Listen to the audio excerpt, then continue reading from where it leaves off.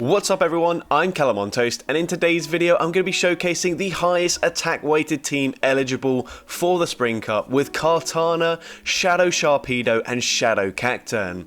For you to understand just how difficult it was to run this team, let's take a look at how it performs against the meta in the one shield scenario on PvPoke. If you don't know, the purple crosses are wins and the blue circles are losses. Yeah, it is really bad, and if we look at the potential threats to this team, all these Pokemon can beat the entire team, and PvPoke only shows the top 20 threats, so there's likely even more than that. So just to be very clear, you should not run this team. I ran this team for your entertainment and I sacrificed a substantial amount of elo in the process, so if you do appreciate the efforts I've went to make this video, then make sure you leave a like. And with that being said, let's get into the question of the day. Which attack weighted Pokemon do you think is just one move update away from actually being viable in the Go Battle League? Doesn't have to be for the Open Great League, it could be for some of these themed cups. Just let me know in the comment section down below. And with that being said, let's get into the battles now. Alright, so going into the first battle, we lead into a Tentacruel, and what I found is that Tentacruel is a fairly common lead, so it makes the most sense for me to lead with my Kartana, as this is actually a matchup we do win. But the opponent goes for Scald instead of Acid Spray. That nearly takes me out. I go for the Leaf Blade at the last second, they catch it on Ferrothorn and farm me down with a Bullet Seed, so we're not off to the best start here. Gonna swap into my Shadow Cacturne, gonna shield. They're only running Thunder, so that means I can, even though I am incredibly glassy, at least survive the next charge move. So I go for a Dynamic Punch. The opponent does use a shield. They do outpace me to the charge move, but I can at least let this go through. Thunder, even resisted, does so much damage, but we do barely make it to the Dynamic Punch, taking out the Ferrothorn, and we're going to instantly swap into our Shadow Sharpedo. And I'm running Bite on my Sharpedo for the reason that I can farm down water types, and also so I can farm down Trevenant. And look at that Bite damage. They get to a charge move, it does not matter. We've got that shield remaining. We're able to Bite, farm down the Trevenant, and take that game. And that's one of the most common cores in this meta, being Ferrothorn and Tentacruel, so seeing it in that order is really nice for this team.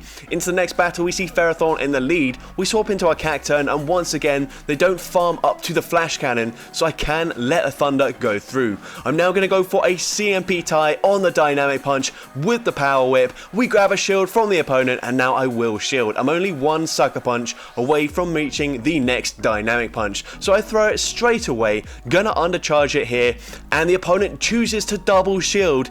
And now they're going to go for the Bullet Seed farm down, but we get to one final Dynamic Punch. This will be taking out the Ferrothorn, and we have a shield advantage. They come in with a Lantern, we come in with the Kartana, they swap into Marwal, and look at that resisted bite damage. This is a fairy type Pokemon, but we are dealing so much damage with the bites. I mean, to be fair, Firefang is also absolutely chunking. Gonna go for the Crunch now, and this Crunch, even though it's only neutral, does so much damage to that Lantern. We come in, get two Razor Leafs off, and we take out the Lantern there and take that game. So GG's to that opponent there. Into the next battle, we see Walrein in the lead. The opponent swaps into Trevenant. We can swap into the Sharpedo, easily shield once and fully farm down. And the reason I come in with my Sharpedo here is I'm hoping that they come back in with the Walrein, and it's still a fairly good matchup, especially up on energy. But they come in with Ferrothorn. This is not ideal. I farm up to the Crunch, but go for a Poison Fang bait, as this does have a guaranteed defense debuff, but unfortunately they fully farm me down, so we're now not in a very good position whatsoever. Gonna come in with Cacturne, just fully sacrifice it here if they have Flash Cannon, but they go for a Power Whip bait. So now I can come in with my Kartana, I can shield once because an Icicle Spear would actually probably take us out. And now I get the Razor Leaf farm down just before they make it to another charge move. And at this point, there's no point in me throwing a charge move here.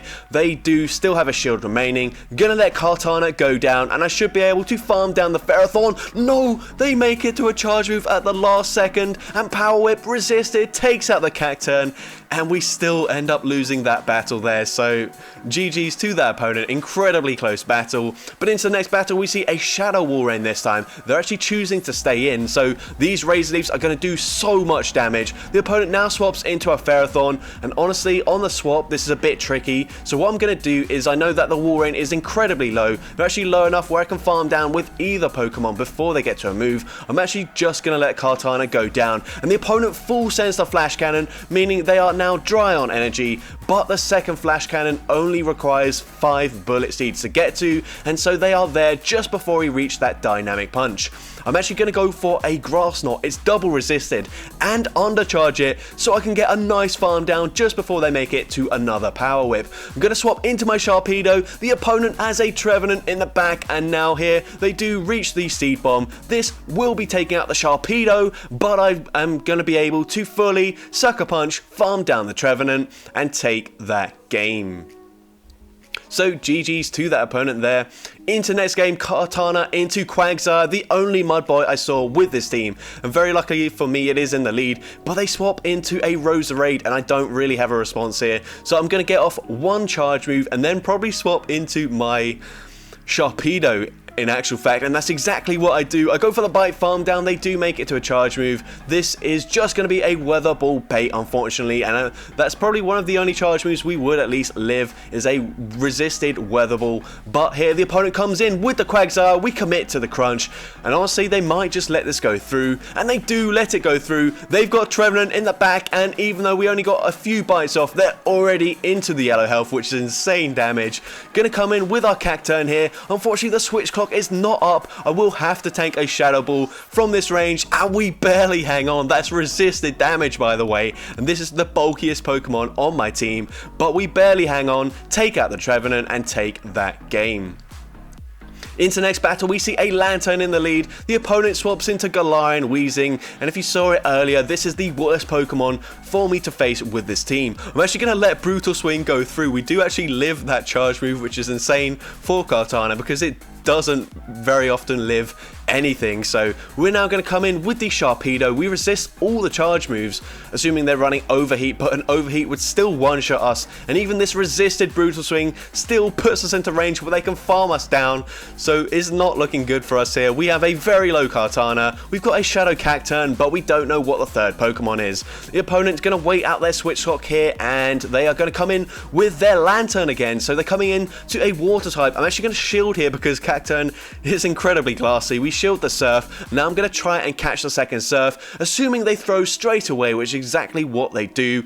And now we might have a chance here, but it really does depend on what they've got in the back. Honestly, I'd prefer if they do shield in this matchup here. We go for the Grass Knot, they let it go through, and they've got a Shiftry in the back, and even though all of their charge moves are going to be resisted, we just don't have enough health to win this matchup. The opponent gets to a charge move before we get to the final Dynamic Punch. Foul Play takes out the Cacturne, and Shiftry is clearly the superior Grass and Dark type Pokemon in this meta, even though we do have Dynamic Punch, so that is quite sad. But into the next battle, we bait out a Shadow Marwile. This is not great, but at least we are keeping it away from the Kartana. We go for a Dynamic Punch. Actually, it's not even Shadow. It's just the shadows from the Cacturne that I'm getting a bit mixed up. But we're now going to come in with our Sharpedo. They got a massive farm down, so they're going to make it to back-to-back charge moves. And I have to shield in this matchup. I cannot let a double-boosted Marwile get anywhere near my Kartana. So I'm going to shield twice. The Fire Fangs are boosted. They nearly take me out in actual fact. And I will at least make it to a crunch in time up against this Ferrothorn, and this crunch does big damage. We swap, we get the debuff, come in with Kartana, they swap into Lantern, and I might just be able to win this game here. We go for the Night Slash, hoping to get a boost. No boost, unfortunately, but we do grab the final shield. The opponent makes it to a charge move. Thunderbolt actually nearly takes me out. We simultaneously KO, and unfortunately they're not in range for me to bite, farm them down, and we do lose that game. GG's to that opponent. And into the next battle, we see a Sea King, triple legacy most likely, and we're able to fully Razor Leaf farm them down. They come in with Marwile, we gotta swap instantly. We swap into Sharpedo, and they respond with their Trevenant, so we can now shield this up, fully bite, farm them down, and we still got a decent amount of health. I'm gonna be able to get to a Poison Fang up against this Shadow Marwile, and Poison Fang will lower their defense.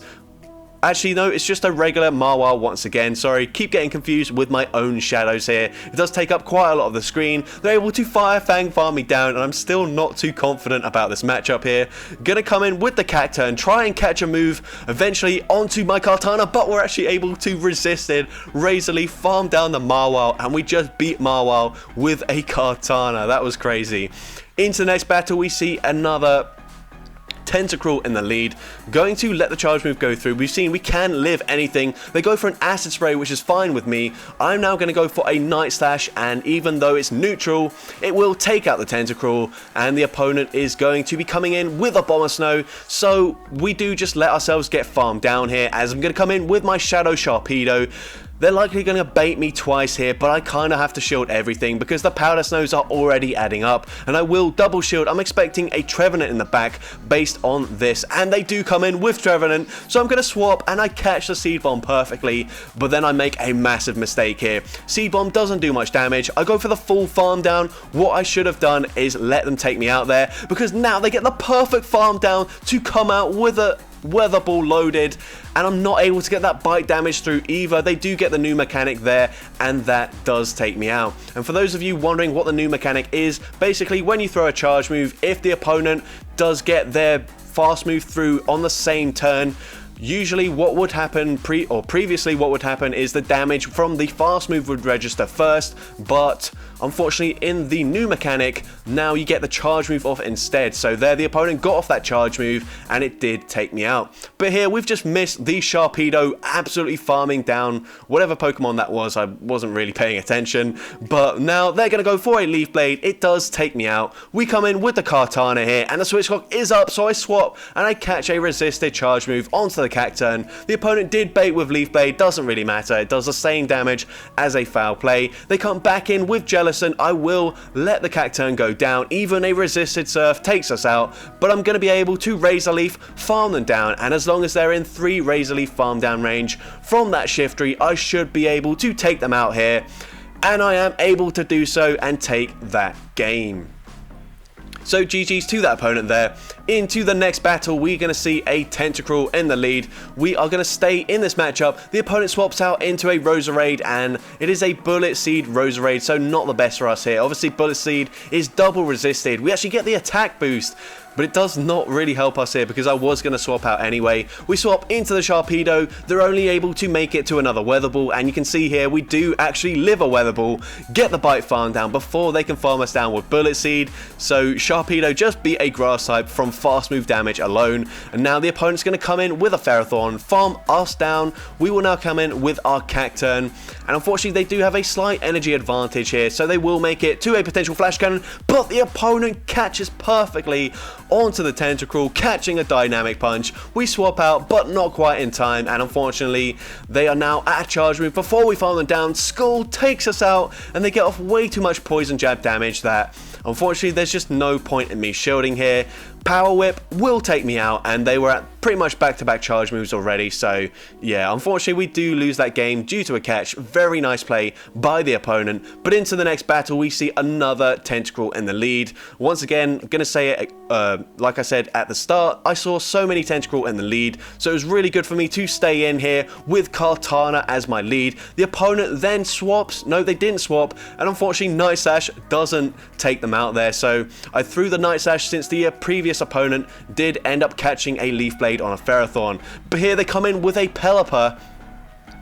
Gonna shield in this matchup, and I should be able to make it to a Poison Fang in time. It's gonna be incredibly tight, and we get there, and it looks like it's a CMP tie as well. So gonna go for that Poison Fang, and it is a CMP tie. I'm actually going to shield here. I'm expecting a Trevenant in the back once again, so I swap out instantly into my Cacturne, and you can see here that they outpace me to a Shadow Ball with the Trevenant, and Shadow Ball one-shots the Cacturne. We come back in with Sharpedo, and we're able to Bite Farm them down, but we don't get the Bite Farm down up against Pelipper, and we're going to watch that again so you can see. We got 1 bite, 2 bites, 3 bites here, and a 4th bite will take them out at the same time. But once again, like in my Carvana video, we just don't get that 4th bite through, and it's really annoying. It seems to be a problem with the Shadow Sharpedo family specifically, which is weird.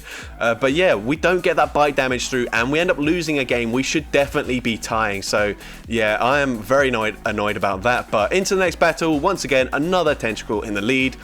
We're going to let it go through. They do just go for the Acid Spray this time. They swap into a Poison Jab Roserade. This is a little bit more comfortable for us because they don't get to the charge moves as quickly. We swap into Sharpedo. We're actually able to farm them down there. And the opponent is just going to concede the match, so I'm thinking they were running Trevenant in the back there, so GG's to that opponent. And into the next battle, we see an Abomasnow in the lead, Shadow Abomasnow. We safe swap into Sharpedo. Oh, this is not good at all. They're going to go for a Surf. It doesn't take us out, but they get the farm down. We're going to come in with our Kartana. It's not going to be great because I still need to shield, even though they're going to go for a resisted charge move here, but going to have to shield in this matchup. But at least we have now got enough energy where 3 more Razor Leafs get to the charge move on the CMP tie with this Abomasnow, and Night Slash actually grabs a boost there, so I'm actually going to shield even though our Razor Leaf damage is resisted. Look at how much damage it's doing even resisted. That is crazy. And now they should be into range where I can actually farm them down with my Shadow Cacturne, and I really need something that is super weak to grass in the back, and they've got a Whiscash in the back, but unfortunately we're just not going to get to these grass knots fast enough. They're already at the Blizzard now, so we go for the first one.